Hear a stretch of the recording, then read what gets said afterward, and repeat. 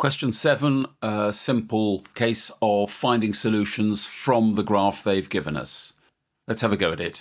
Part A, they've just asked for the turning point of this graph here. Well, this is the turning point here. And we've just got to read off the coordinate values, x first then y. So the turning point is at x value 1 and y value -3. Only worth 1 mark, and rightly so. Okay, part B. In part B, we are asked to write down an estimate, so that's again from the graph, of one of the roots of our curve here. Well, these are the roots here.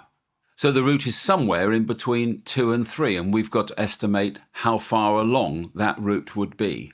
Well, my estimate, I think, would be 2.7. So my answer for root 1 is that x is approximately equal to 2.7. If we wanted to do the other one, root 2, so this is root 1 and this is root 2.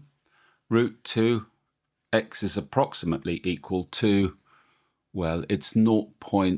There's 1, so this is probably -0.7. So either of those two answers would gain you the other mark available in this question.